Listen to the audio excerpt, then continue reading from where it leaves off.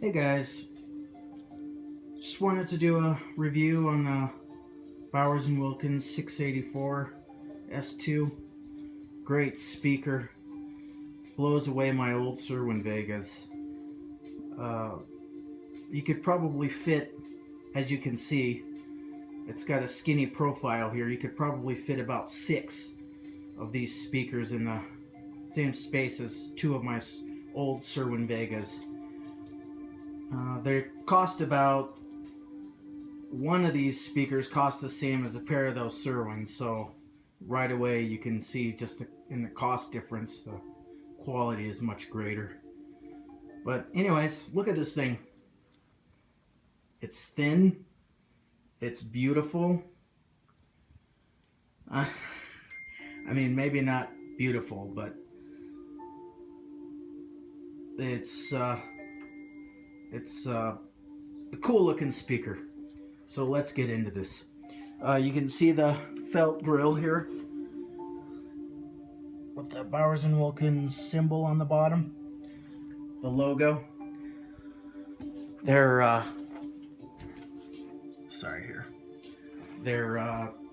thought they would be broken pretty quickly, but they're actually pretty flexible. Watch, as you can just pull from the top, you can see from the side how much they flex. And there they are, the two 5-inch woofers, decoupled double dome tweeter. That decoupled double dome tweeter is amazing. I don't know if you can see it. It's made of aluminum. It sounds nothing like my Serwins. It sounds 100 times better. These are not bright. Obviously the bass is not as loud as the Serwin Vegas. I had 2 12s, so 2 5s, well 4 5s, but can't equate the same amount of bass.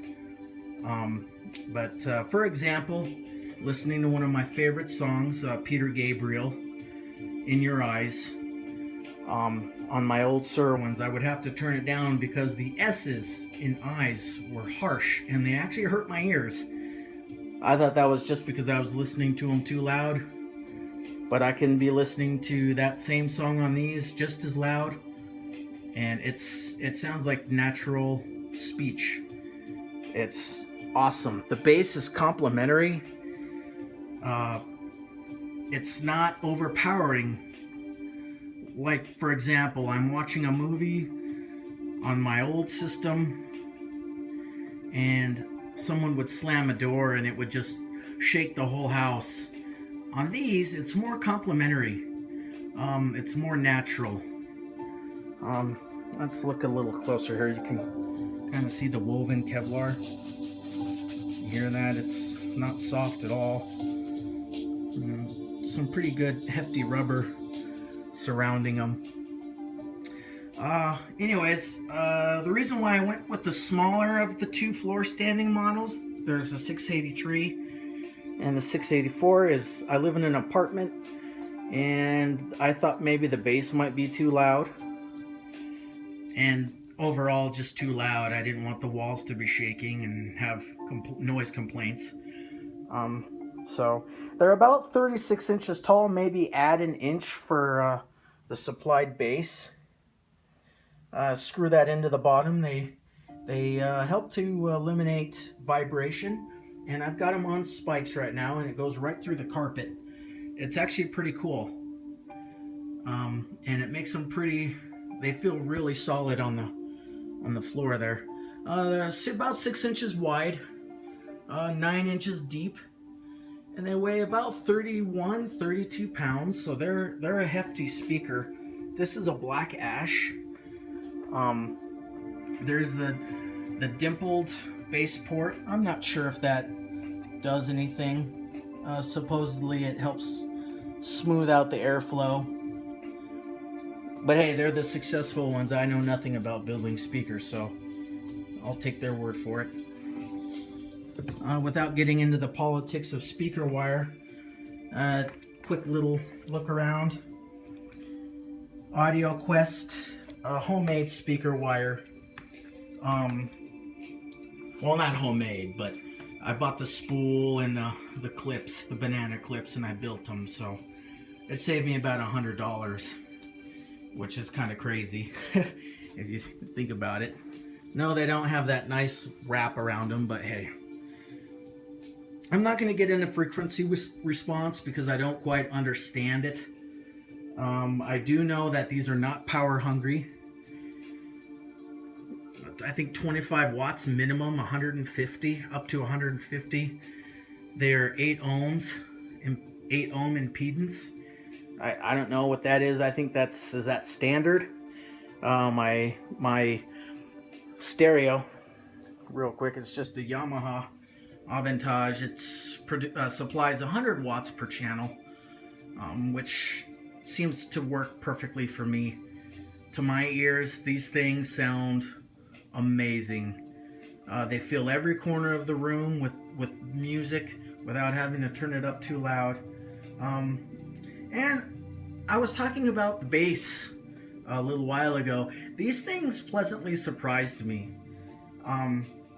These little 5-inch drivers actually produce a nice sounding bass.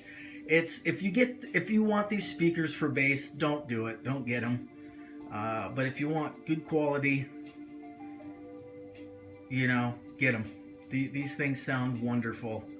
I've never felt like I was sitting in a studio with the artist until I got these things. Obviously I have my center, and behind me I've got my 686s, and it's a pretty kickin' home theater surround sound. I still need to get a subwoofer, but I'm not sure when. I think I spent about $3,000 all told with these things, with everything. So my wife might get a little cranky if I tried to get more, but these speakers were about $1,100 for the pair, and I think it's what, $400 cheaper than the next size up. So yeah, in a nutshell, these things blow away my old system, and I had a 5.1 Serwin Vega with a Sunfire subwoofer, and the bass was really loud, but quality over quantity, and these things hands down sound so much better than those Serwins. And I can turn it up loud. There's no distortion.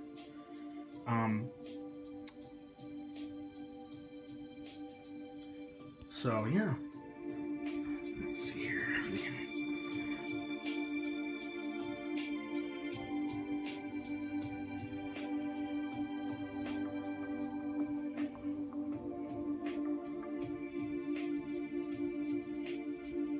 So yeah, these are wonderful speakers, highly recommended. Well, hopefully this answered any questions any of you might have about the 684 S2s. Any questions, leave a comment below, like the video if you like it. Thanks.